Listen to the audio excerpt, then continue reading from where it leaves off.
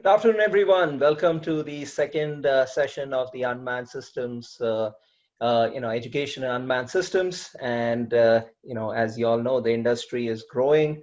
A lot of great things happening in the unmanned systems industry, from land, air, water.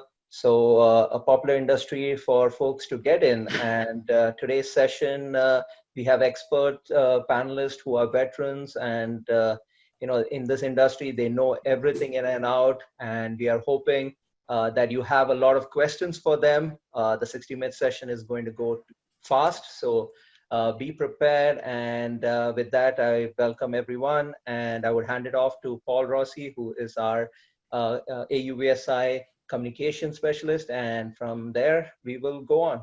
Thank you. Thank you very much, Darshan, and thank you everyone for tuning in and joining us this afternoon. And Father's Day is on Sunday, so on behalf of AUVSI and all of us at the North Carolina chapter, happy Father's Day to all the fathers out there. As Darshan said, I'm the communications community outreach coordinator with the AUVSI NC Chapter, as well as the COO of 910 Drones based in Fayetteville, North Carolina.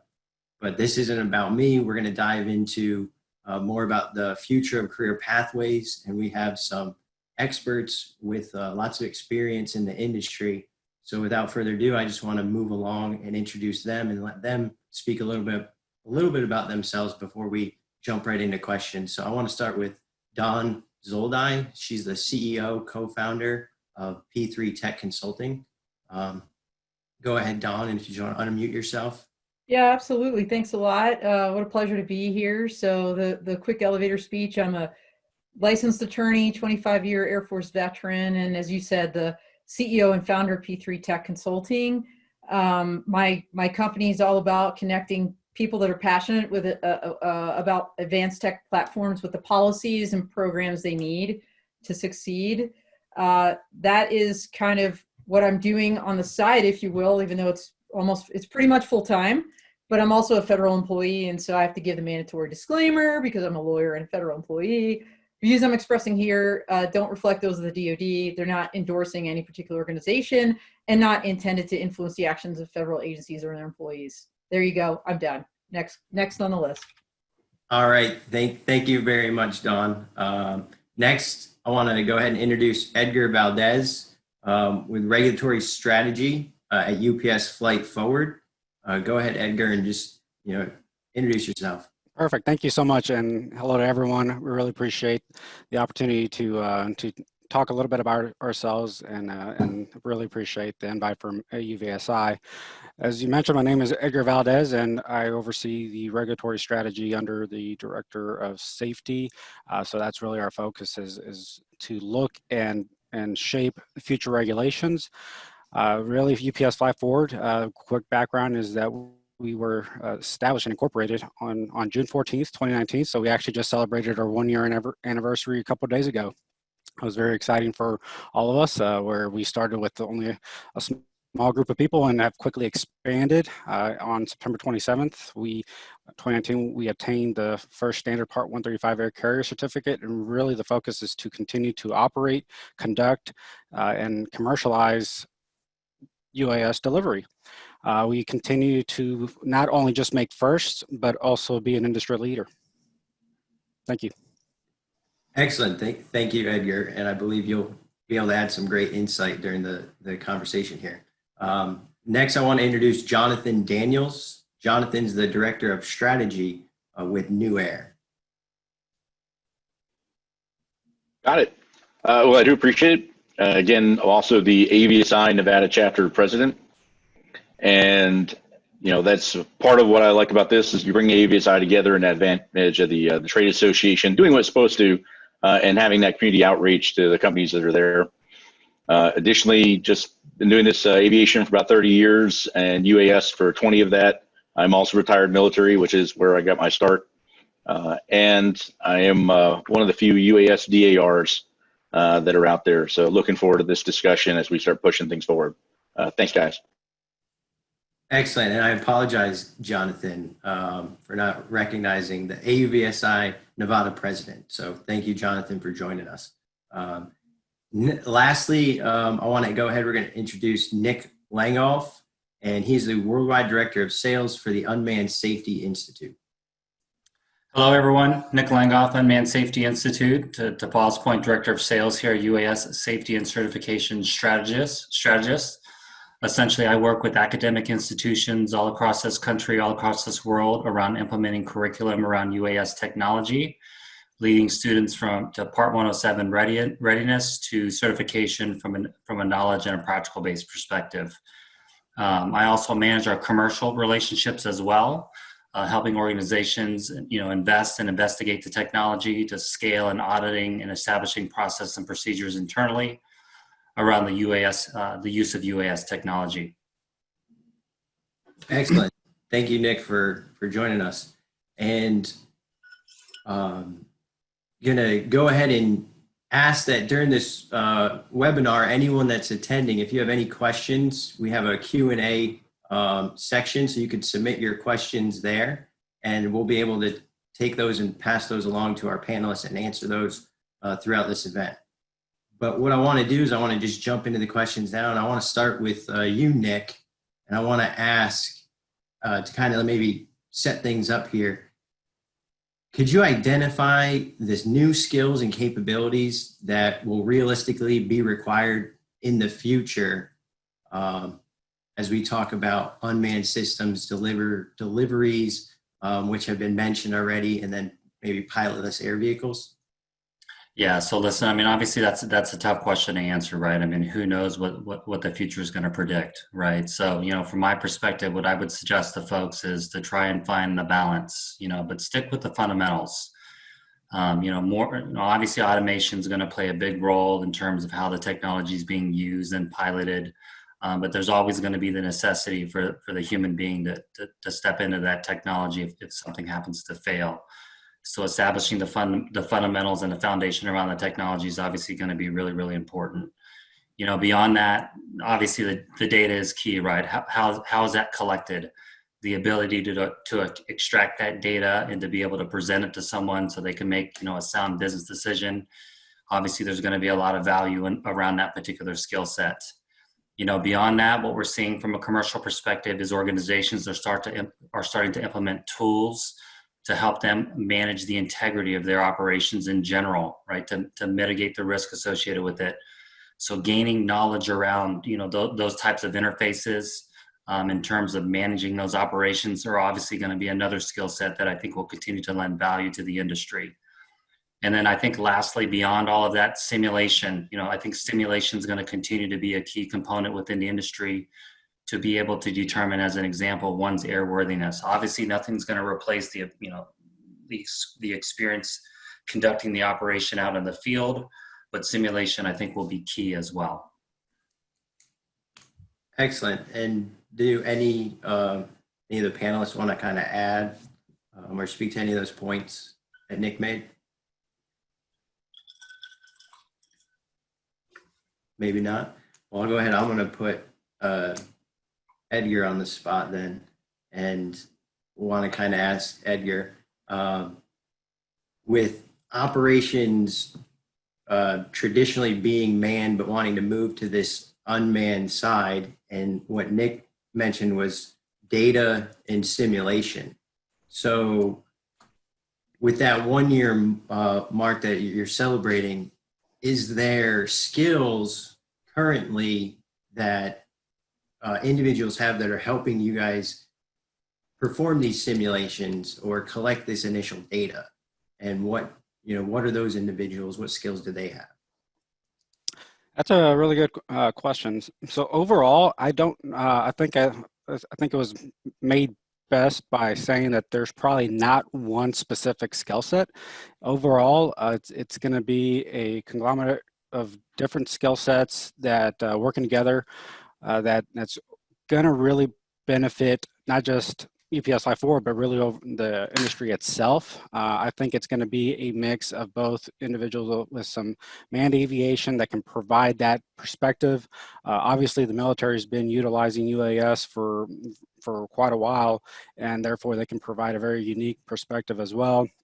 And then not just that, but even hobbyists have a role to play to be able to provide that input as well. And then the technology companies themselves will be pushing forward really that the absolute technology that's going to be going forward will be very important. So I think it's really a mix of not just individuals, but also industry partners and the regulators that will have to come together and come up with this holistic approach in regards to how we incorporate the data to then be able to come up with outputs to really integrate UAS into the national airspace. Okay, anybody want to add anything to what Edgar's said? A little bit, if that's okay. I can't let Go two ahead, questions John. go by without jumping on it, right? Go right ahead. So there's a couple of challenges that we have as we look at those skills, and they're right. There's, we all like to look at UAS being everything related to 107, but we do forget there are other operating approvals that are being used currently now. And I'm watching all these questions pop up about, hey, can we do BB loss, or can we do this, or can we do that? And part of the challenge is that the skills depend on the operating approval you're looking for. If you're trying to go for a certified operator like UPS Flight Forward, that is a radically different set of skills than if you're looking at setting up your own business doing videography at home, right? That's the 107 type side.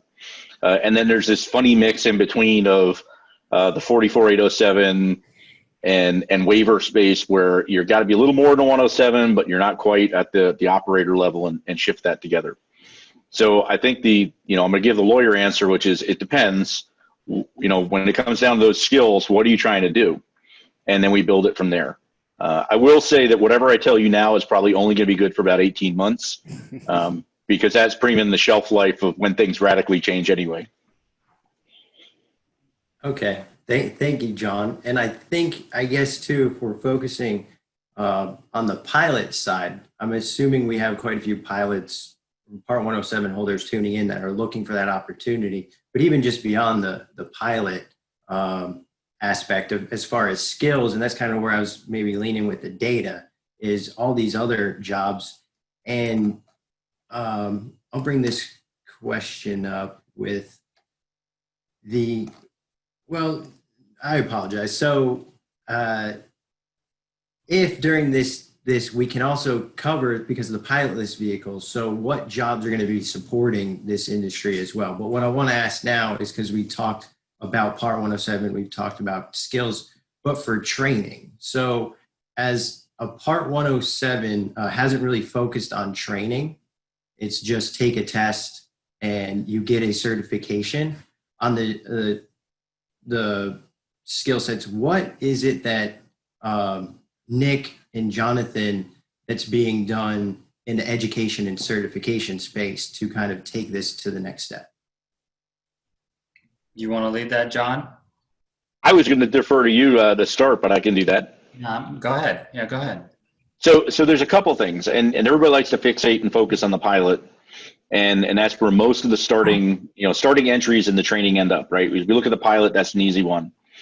And one of the great things, and I'm going to give some kudos to Nick and USI, that they've expanded not just that individual training, but a larger piece of that with rating certification and audits and operator certifications and that sort of thing, which is very, very important. So you have to look outside just the 107 side, and that's where I was talking about the other operating approval. We have 40 some odd aircraft platforms going through type certification right now. But the FAA still hasn't decided whether a type certified UAS will require a licensed repairman, and whether you have to go to a repair station or how you have to do some of that maintenance. We do know it's going to be more than 107, but we don't know exactly where it's going to be. And that is a great opportunity of things to start looking at now and try to be prepared for and shape. We've looked at, there's some work talking about collating UTM with dispatchers, right? In the big operator world of 135s and 137s, 133s, we have dispatchers who are just as liable as the pilot in command is for their flights because of the role they play. And there is some discussion of when we go to UTM, we start automating this, how do you pass that culpability down to a dispatcher, and what type of training is that going to take? So that sort of thing is, it's needed. We have some ideas. There's some great industry standards out there for what it should look like, but we don't really have the final regulatory answer yet. And Nick? Yeah, and I don't disagree with what the statement John's making there for sure. From again broadly speaking, from my perspective and our perspective, again when we talk to academic institutions and we're trying to empower them to position their learners in a way that's leading them to career pathway programs or opportunities that we're aware of from an industry perspective. Typically what we typically recommend is they deliver a knowledge-based program initially. And that knowledge base typically ranges from Part 107 readiness to content that's been approved and rated for college credit, and then putting the learner in a position where they're going to reach certification from a knowledge-based perspective. And then upon that, what we typically recommend is that academic institution leads that learner to certification from a practical and a skill-based perspective. So we've got a program called Visual Line of Sight that positions the learner again to reach certification from a practical and a skill set based perspective. At the end of the day, this is all about positioning the learner, right? So you establish the knowledge, you establish the practical skill sets. Again, you're sticking to those fundamentals, and then you're building upon it from there. Because again, Egger's needs clearly could be very different than another commercial organization's needs. So again, I think it's establishing those fundamentals within the learner and then positioning them for success. Excellent. Thank you both, Nick and John. And at this time, I definitely want to go to Dawn. She's kind of been patiently waiting there since introductions. We've had a couple folks ask some questions here in the chat regarding military. These folks have experience in unmanned aviation within the military, and they're curious about what opportunities are available in the civilian side, potentially what organizations might be hiring. And to kind of tee this up, I'd like to say that we will see an evolution of more of these extended, long-range, beyond visual line of sight operations. And I think that's the opportunity that you can speak on for these individuals. Yeah, absolutely. Thanks. Actually, I was trying to bang on as many answers as I could, like in the chat, in the Q&A section. So I've been busy, even though I haven't been talking, and I did see a number of those questions. And, the first thing I'll say is, I'm obviously biased, but I think the military provides a unique expertise, and we have a large UAS pilot, on this net, and asking, hey, what can I do, with large UAS on the commercial side? My answer is, it's such a big ecosystem. Number one, I think your military certifications and experience give you a leg up over so many other people because you've been out there doing the work. And I think it translates to other platforms, right? Because especially if you're an airman and you're air-minded, then you get it, right? You get this, the environment you're working in. The other thing I'd say is that it's a big ecosystem. So we have a number of other folks asking, what other jobs are out there for me? And I think John just mentioned a couple, maintenance is one. People aren't really thinking about that. Not just the certification for maintenance, but there are maintenance jobs, that are going to be out there, and not just for the small UAS, right? So we're talking about urban air mobility. We're talking about, taxis that are going to be autonomous that are going to carry people from one place to another. And that's just a whole nother set of, opportunities.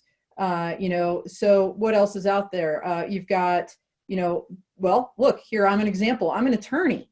There's a whole ecosystem of lawyers that have been grown up because of the regulatory and legal environment surrounding, the unmanned aircraft industry. And so, the legal career field now has people. So, I mean, the list goes on at finance. People that are, involved with a finance background that can help startup companies. People that are good at marketing. I was just on a podcast yesterday with the person that's helps Grown Up, and that was her entire background. And she does business development now with her marketing background to help Grown Up succeed, and they're doing amazing things. And so, I think people, when they think of, the drone industry, they tend to think too narrowly. I think there's a very wide aperture here and tons of opportunities. The sky is the limit because we're building this thing literally as we fly it.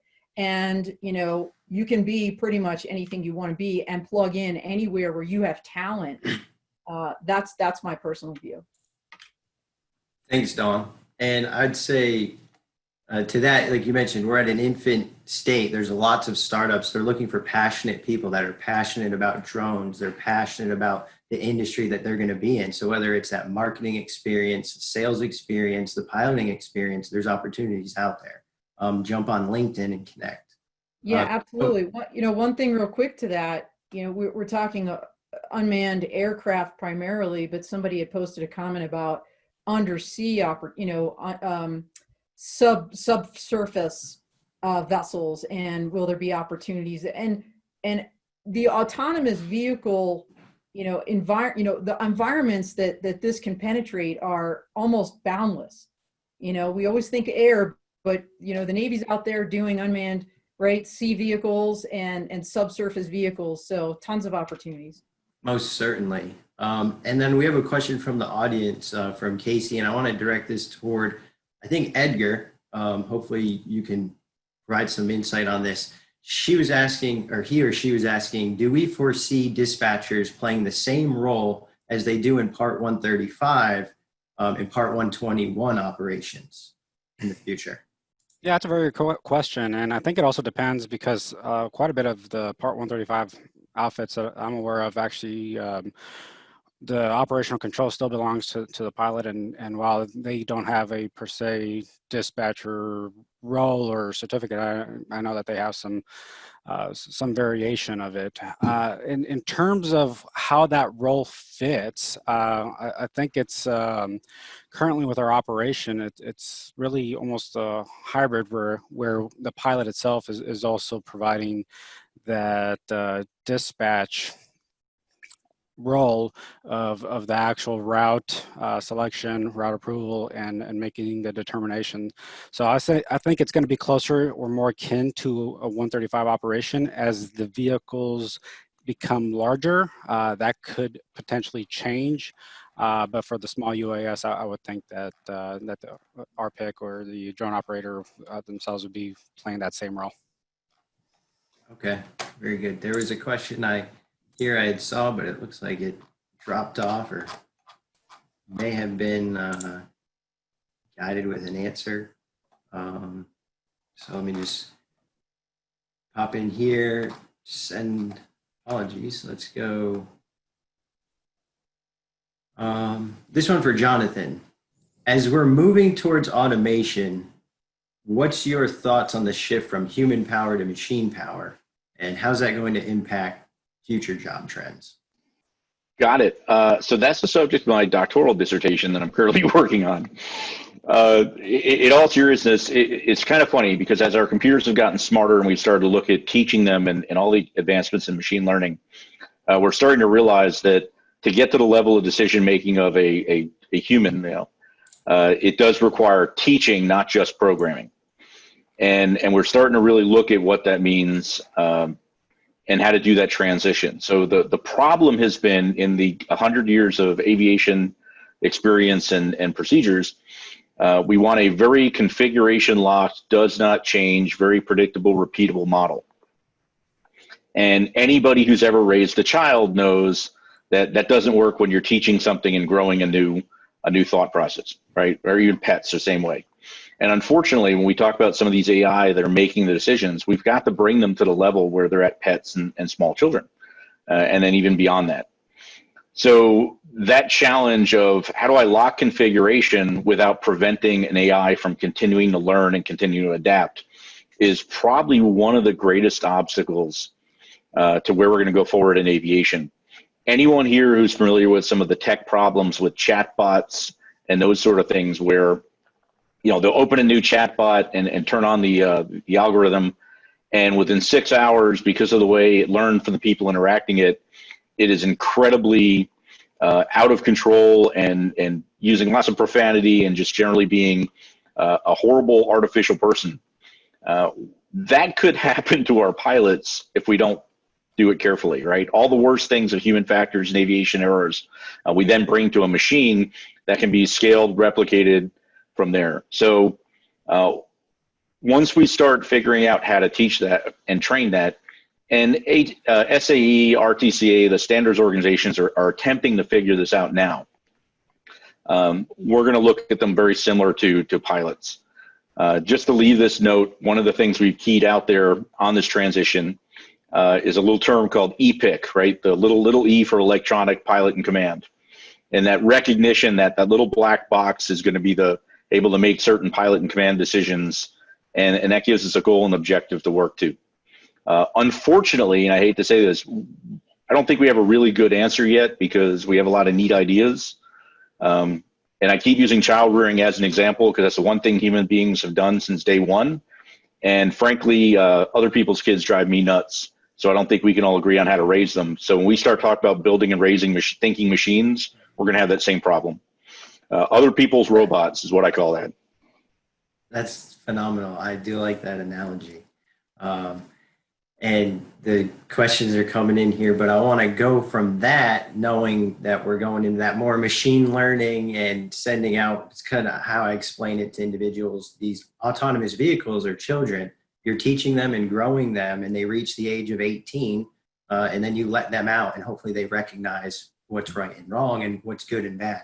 But I want to go from that to Nick and ask you this question. The unmanned side, and hearing kind of how John just talked about it, the future seems to be no pilots and possibly no air traffic controllers. So we're circling back somewhat to the beginning of the question, and I think this is a pretty tough question. Where are the jobs if there's no pilots and air traffic controllers, Nick? Well, I think there's always going to be the necessity for the pilot. I mean, look at the airline industry. I mean, the airline industry at the end of the day, that plane is highly automated, but there's still 2 to 3 people sitting in that cockpit. For what reason? What happens if something goes wrong? What happens if automation fails, right? That happens to us all the time. We have to reboot our PC for some unforeseen reason, right? So I think there's always going to be a necessity for a human being to be involved in some form. In what form, I think the future will predict that. Okay. Thank you, Nick. We have a question, someone that's excited and has this question and wants to get it answered. It's coming up often, and I wanted to get to it, but it's going to take me back to Jonathan again. And it has to do with this AI. With the increase in AI and automation, the question goes, in what ways is it possible to achieve cloud computing for autonomous UAS, so real-time computing while reducing weight and power consumption? And I think I just want to have you address this, and it's maybe more of a deeper question for like an engineering topic. It is. So the funny part is to do what you're talking about, cloud computing for autonomous UAS is very similar to what we're dealing with now with remote pilots from the ground controlling an aircraft in the air. That's really what you're doing. You're just replacing the wetware, your human meat bag, with a cloud computing virtual machine that is actually making the decisions. So all the problems that we have now with the remote pilot flying a machine, however automated that may be, exists. Now we're going to add orders of magnitude of difficulty by making that remote pilot autonomous on the ground as well. So I have robot, and they're both trying to talk to each other. And that's hard enough with a person in play. So I'm sure there's ways to do it. The answer is unobtainium, right? Give me zero latency communications that is over the horizon and ultimate distance, and we can make that happen. Until then, we've got to figure out other things to make it work. Right? Great, thanks, John. Now, I want to go to Dawn and continue to have this discussion as Part 104 opportunities for Part 107 pilots. As Nick had mentioned, those opportunities will exist. But as regulations change and we see those BVLOS, the beyond visual line of sight operations, get approved, will this impact the job market? And just kind of two-part question, do Part 107 pilots have any opportunities? All right, so the answer right now is there's a ton you can do with Part 107 today. And I think I'm getting to your answer. I'm sorry. I'm a little distracted because I've been, like I said, banging out answers to people's questions remotely in the Q&A. I'm just like addicted to it. It's really cool. So the drone up, and I think it was UPS, Edgar, you can correct me if I'm wrong here. I believe it was with your team that Drone Up partnered recently for the last mile study that was recently published. And Edgar can speak about this a little bit more, but I'll tell you what, this was an amazing thing where the premise they went into this testing, I'll call it, was let's see what we can do under the current rules, like without a waiver, without any special permissions. And, basically took over a college campus that was empty, flew around like it was a city, did all these different kinds of scenarios, and produced a 50-page report. That's right now, you can Google it. It's out there, and I think it's amazing. So there's a ton you could do without waivers right now under Part 107, and maybe Edgar, you want to elaborate? Yeah, absolutely. So you are correct. We did work with Drone Up in regards to that initiative, and you're right. There's definitely opportunities. I think specifically, it's got to be understood that one of the things that's actually currently happening, especially for Part 135 operators, is trying to move away from that commercial certificate requirement and actually allow for that exemption to allow someone with a Part 107 license to operate as the drone operator. And it actually has happened. So I'll mention Google Wing was accepted, and I think for the future that most drone Part 135 operators would have that goal of creating an opportunity for those with a Part 107 license to act as that drone operator. So I definitely think that there's opportunities now and in the future. Excellent. Thank you, Edgar, for covering that. I just had some little critters come walking in here, so we'll just figured here. But a question coming in from Alex. And this is another two-part question, and I just want to put this out to the whole group, and we can kind of decide who wants to approach it and answer it, and then anyone else can just add. But what are some challenges the general industry expects, and does the industry have room for smaller UAS providers? And is there anyone that wants to tackle that question? Or I mean, I think the challenges are boundless, right? I mean, it's such a broad question. I mean, again, I think that the challenges, I mean, are boundless. Is there room for small UAS service providers? Certainly. I think Don reiterated this a little bit earlier, but I mean, I strongly believe as well that there's just so much opportunity around utilizing the technology. Right. It's more than just piloting it. It could be something as very basic as marketing and advertising related to something much more complex. You're flying a 150-pound unmanned aircraft with a $30,000 thermal camera on it, kind of thing. So, I guess to just go a little bit further on that, to maybe take the broadness out of it, we see, and I see locally here with the high schools that 910 Drones is working with, that we're in this, hey, we got to teach high schoolers Part 107 and get them certified before they graduate, because there's this industry out there. And then we hear about the entrepreneurship. So maybe if it's not just the piloting skills, but if there's any, just what opportunities could someone who is a small business provider do to, kind of put themselves at, whether it's training, whether it's networking, kind of maybe some advice in regards to that? I think again, from my perspective, I think it's a little bit of all of that. I don't think there's any one silver bullet. We've been working closely with the state of North Carolina to implement programs, from a knowledge and a practical based perspective. And in talking to those folks, I know that there's requirements within that curriculum to encourage and educate folks around creating their own business, right? So to your point, you look at, companies like Teal Drones, right? I mean, that was a gentleman who created a company on his own at a very, very young age, right? So there's definitely evidence of that happening, in the industry in and around the technology. And I think that does represent a vast opportunity for individuals as well. Excellent. Anyone else have anything to add in regards to that or no? All right. Yes. Sorry. Yeah. I think I got caught up in Dawn syndrome. I was typing away at the Q&A. So it's twofold. Really, and this I think touches on another question. If you have a job already and you have a business already, if you look at UAS as a tool, you can now expand your capabilities. So if you're already a surveyor, if you're already into precision ag, if you're already doing some of these other things, I don't know, even if you're a Part 135 delivering freight, you can then add UAS and make yourself better and expand more, right? We've seen that already. So there's one type there.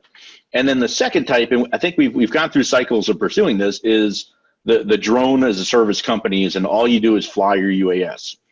And that's your specialty. The other things become ancillary.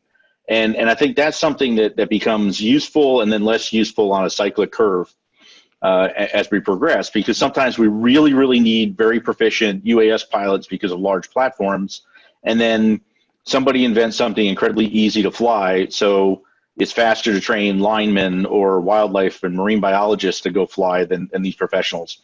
And we see this pendulum going back and forth. So it really depends on what part of the wave you catch, if that makes sense.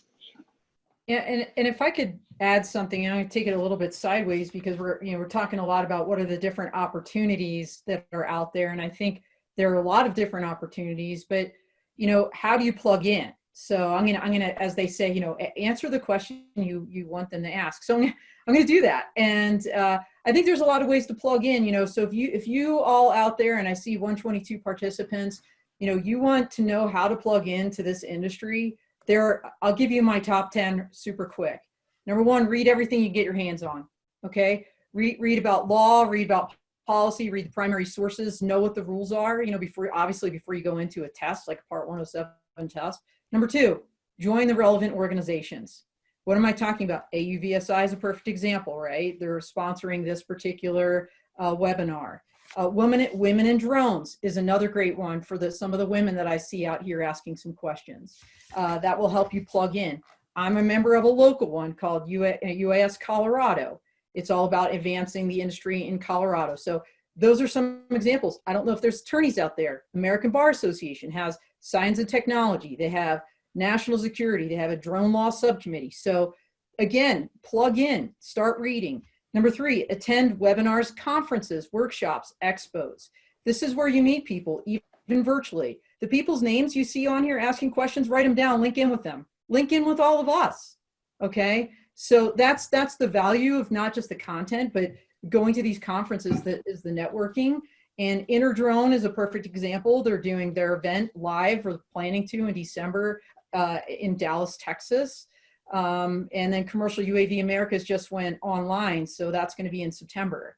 AUVSI is doing their big one. I think they're doing it partially live, partially online in November, if I recall correctly. So that's number three, attend the conferences. Number four, subscribe to drone-related information, whether it's newsletters or online newsletters or information services.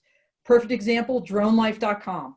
Miriam McNabb puts that thing out. It's a great way that she curates information and writes her own articles. And Commercial UAV, InterDrone, Women in Drones all have newsletters.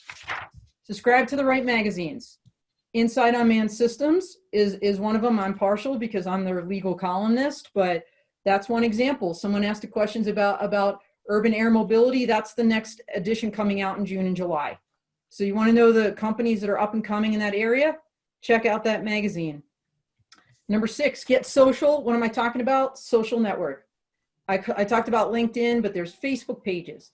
We've got, let's see, commercial small UAS pilots, UAV law and news discussion, unmanned underground. These are just some Facebook pages alone that you can link into, and plus LinkedIn. Number seven, do your own research and writing. So get yourself out there, dig deep, start commenting, meeting people. And number eight, carve out time for your own education. And that ties into some of the things I talked about. But for example, NASA has an ongoing advanced air mobility workshop right now you can, as a member of the public, you can sign into this and see what is the future of advanced air mobility. And number 9, I'm going to plug my own event, hopefully, that it's going to happen. It's called the Law Tech Connect event. It's affiliated with Commercial UAV. Hopefully that workshop's going to be online on 15 September. So follow me, more to follow.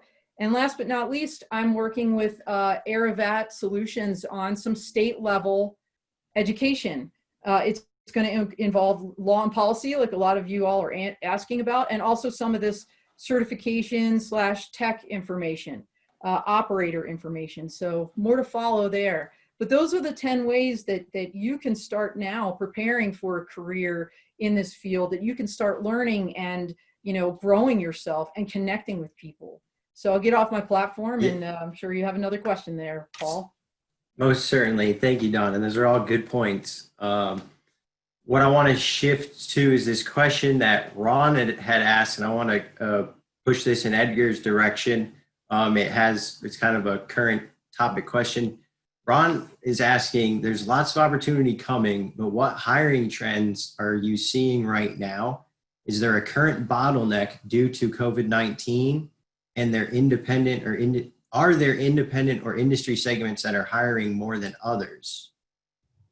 Yeah, it's a really good question. In terms of trends themselves, I will mention that we are currently hiring. So I'll just throw in a plug in, as Dawn did for her website. We have upsjobs.com, and please feel free to search that, not just for opportunities with UPS Fly Forward, but really UPS itself has been fortunate enough to continue to work through the efforts of COVID and act as a provider for everyone in regards to our services. So please feel free to check for current opportunities there. In terms of the actual trends, we are currently hiring for North Carolina operations, and I think I actually even sent answer to some individuals that were asking about those opportunities. So please feel free to socialize. I'm available through LinkedIn. I can definitely provide more information in regards to our current operations, and then even when we start proposing new operations, where those opportunities will be in the future. I think that's probably answers the questions. I don't know if there's a second part. I might have missed it. No, you answered it. It was hiring trends and then current opportunities. And the COVID-19, have we seen, this pandemic have any impact on training, the moving forward, whether it's good or bad? Was it positive, negative impact?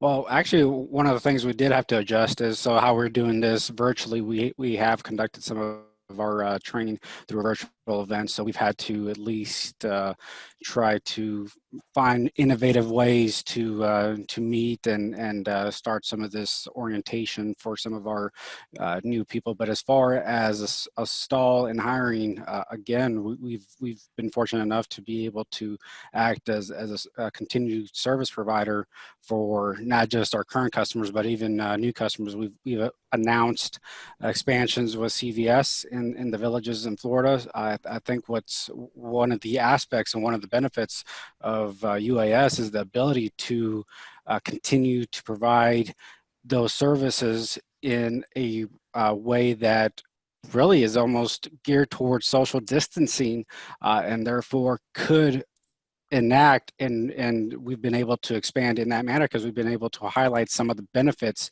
that UAS currently have during the current pandemic. Excellent. Paul, let me jump in too, just real quick. So I would invite go right ahead. I would invite folks to Google search Unmanned Connect. We have opportunities listed for folks out on that website. Again, that's Unmanned Connect, just a quick Google search.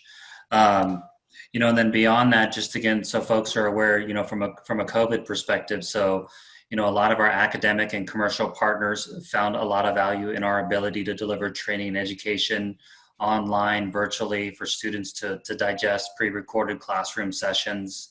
Just imagine all of us today, when we're trying to learn something, what do? We go to YouTube and we search for a quick 2 or 3 minute video to educate ourselves. So We have the ability to deploy content, again, preparing learners from the 107 perspective to multiple industry certification from a virtual perspective as well. So it's just a dynamic to keep in mind. If you happen to know of a school in and around your area that's investigating the idea of deploying a program around drone technology, keep us in mind. Excellent. And that kind of brings me into this question that we have from the audience. It's coming from Artur, and he asks, I get control of my mouse here. He asks, as an academic, I'm looking for graduate students to pursue advanced degrees related to marine and aerial robotics. Are there any mechanisms that you suggest to identify interested individuals and make them aware of available opportunities at my university, UNC Charlotte?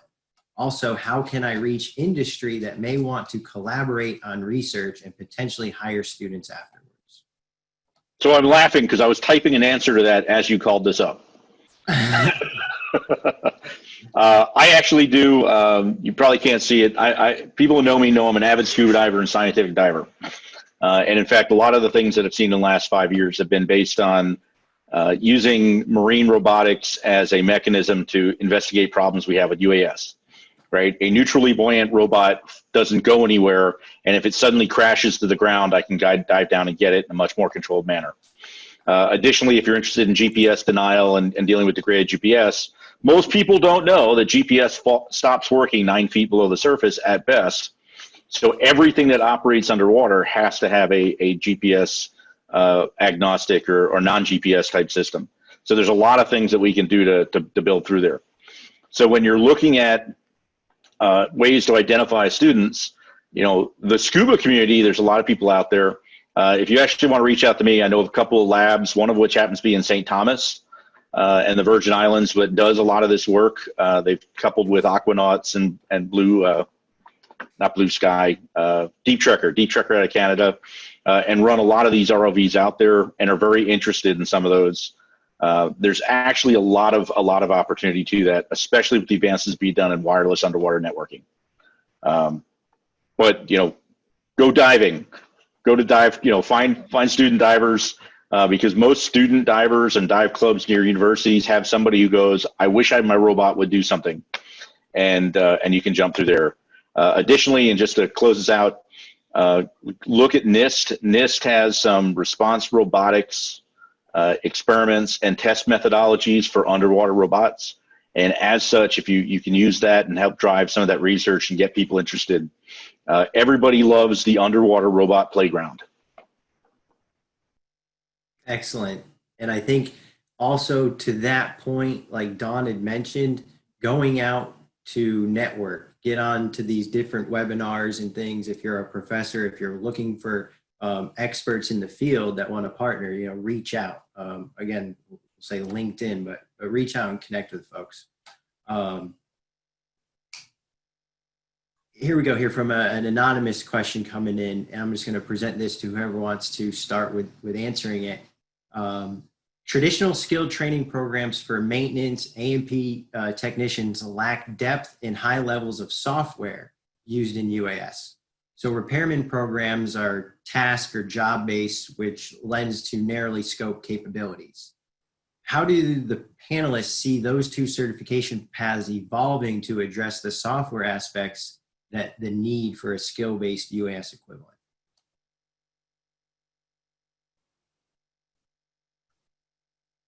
Crickets.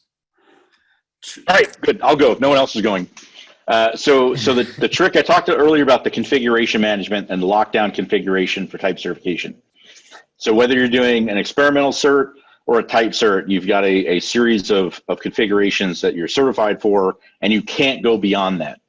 So believe it or not, it's not so much that you need somebody who can write code and debug code and fix code to do that maintenance. They really have to know how to upload and follow a configuration and do it that way.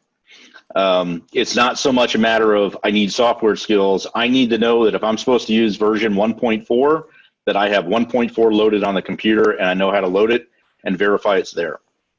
And unfortunately, as we get more of the traditional aviation stink onto UAS, a lot of the great experimental, fun, makerspace kind of stuff we all love to do. And I have a 14-foot, you can't see it because my green screen, but I've got a 14-foot jet-powered UAS behind me that I work on as an experiment. As we start getting into type certification and the more traditional aviation way, that will move out of the commercial space and into the fun recreational space. And I think that's if the idea is that you're a super coder and you speak Python and C and a whole bunch of other stuff and you're ready to go, that may not be the skill set for line maintenance or depot maintenance. Excellent, and I kind of agree. Having some maintenance background, seeing that yes, the systems will be complex software-wise, but when it comes to changing and doing any sort of maintenance, I think it will be done similarly. So we'll present this. Well, try to lead off these heavy technical questions here that favor John. What kind? Well, I'll go over here. All right. This one's going to go toward Edgar, and I think anyone can be able to speak on this question and topic. So hopefully after we hear from Edgar, you guys can chime in. But how in the industry do we retain and grow employee commitment in an environment where job security is seen as increasingly threatened by this automation? Well, I think one of the things that really is going to grow is really the excitement about this new technology. I mean, I've seen it firsthand, the creation of new opportunities with the current employees and our future employees, working with various new technologies and really trying to attract not just our current employees that are maybe interested and want to try something new, but also attracting that new talent with novel ideas. This is still, as we've discussed overall, this is a ever-changing industry, and we have to understand what that future looks like. But so we need new ideas to be able to get there. So I think in terms of what's going to propel it is that excitement, and what's going to actually allow it to continue to grow is to be able to develop that technology further, so that way that the regulations and really the industry itself grows together. I mean, just I'll throw out there, like our current presence in North Carolina, we right now employ over 9,500 people in North Carolina with over 207 facilities. So I think the ability to be able to show that we have that security and that level of commitment, not just to North Carolina, but overall to just the industry itself is going to be important in itself. Excellent. And I apologize if any of the other three wanted to kind of add to that point, but we're getting to the end here. So with the time that we do have left, I want to go ahead and give each of you an opportunity to kind of give us your final thoughts and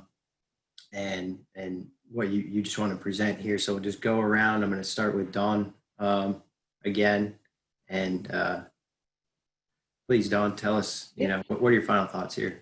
No, I appreciate it. I mean, there were a lot of questions here, not just about the job opportunities, but kind of what the future of the industry looks like because of law, policy, regulation.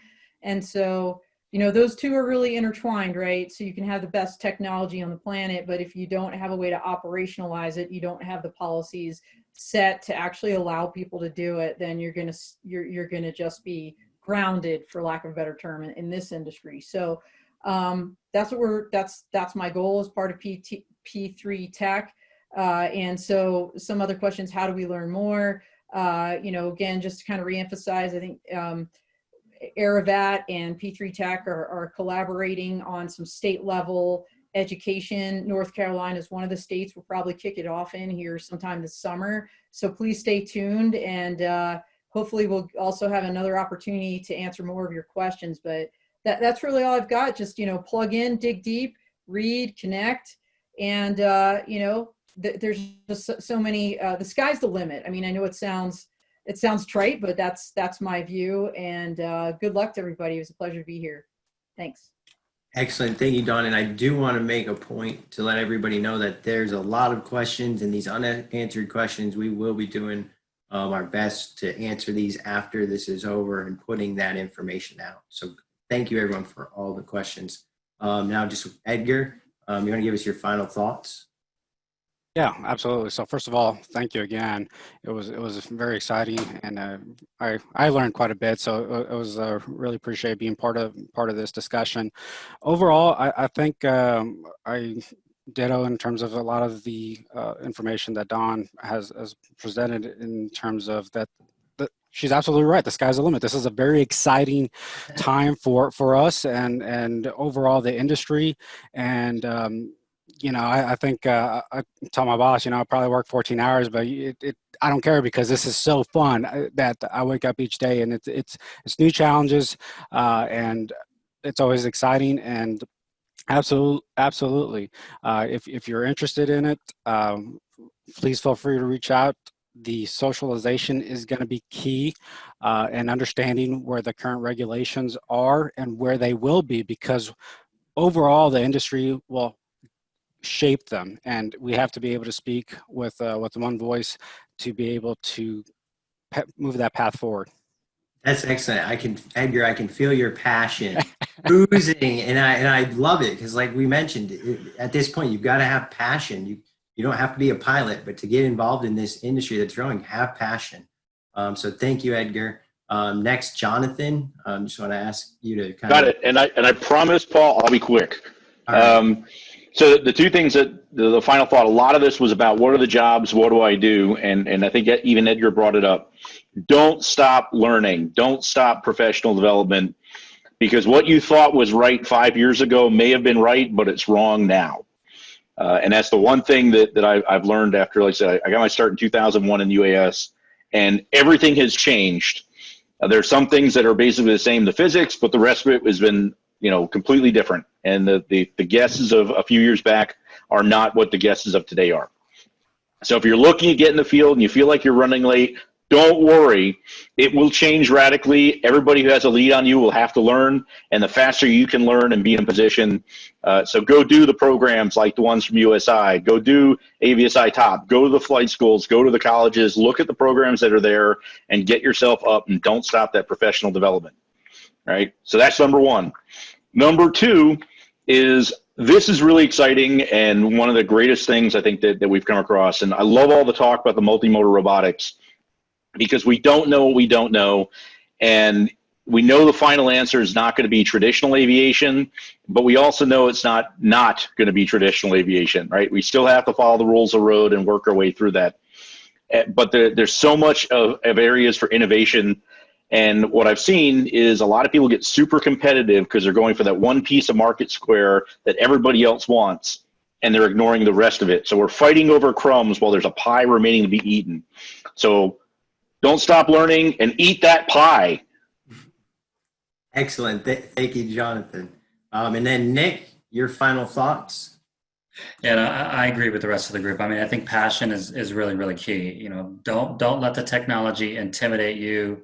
Jump right in. If you've got a passion for it, I will assure you, you will land on your feet and find a home within the industry.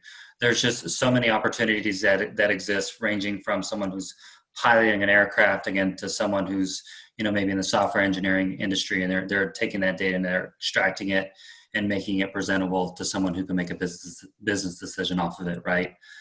And what I would also encourage folks to do as you enter into the industry is log your activity, right?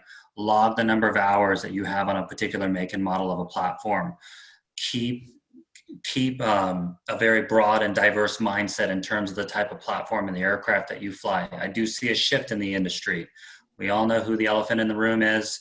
They're a huge brand, but there's a bit of a shift, right? So keep yourself diversified. Be sure that you log your activity. What type of use cases have you conducted? Can you tell that story? Can you articulate that story to someone in an interview situation, or if you're trying to justify the use of the technology because you work for a fire department and you really believe strongly in terms of the ROI that it can bring to an organization. So don't hesitate to reach out to me via LinkedIn. If you have any questions or comments, again, I think I bring a little bit of a unique perspective in that I work with academic institutions all around the world and commercial organizations all around the world as well. So feel free to reach out if you happen to have any questions. Excellent. Thank you very much, Nick. Thank you to all of our panelists for your time and attention today. I just want to make a couple of points. The AUVSI North Carolina chapter, we have Let's Talk Drones. It is a chat room that's open to any and everybody, where our group gets together the last Friday of every month, and we just talk about drones, current topics. We allow the guests to jump on with video and audio and ask questions and just engage in conversation. So this month, that is on June 26th. You can find more information on the AUVSI the AUVSI North Carolina chapter Facebook page and web page. This month, we will be partnering with the AUVSI Lone Star chapter to be providing a co-joined expert panel of just some phenomenal discussion with North Carolina and Texas operators. Also, every other month, starting next month, we're going to be having virtual sessions that are going to focus on North Carolina companies, agencies, and initiatives in unmanned systems. This is going to be something for members, companies, businesses, organizations, and agencies. We're going to start highlighting and focusing on them, and that'll be every other month. Check out the AUVSI North Carolina chapter on social media. You can find us on LinkedIn as well as Facebook. And big thank you to our partners, Market Scale and Drone Life, who are both helping us do the outreach and education that it is that we're able to get done and bring that to you guys. So again, June 26th is our Let's Talk Drones with the AUVSI Lone Star chapter. So check that out. Again, if you're interested in AUVSI membership, you can reach out to myself, reach out to Darshan, connect with us on Facebook and LinkedIn, and find out what the benefits are and why it's great to be part of this community. So thank you, everybody, for joining us. Again, happy Father's Day in advance to any of the fathers out there. And thank you, everyone. Have a great afternoon.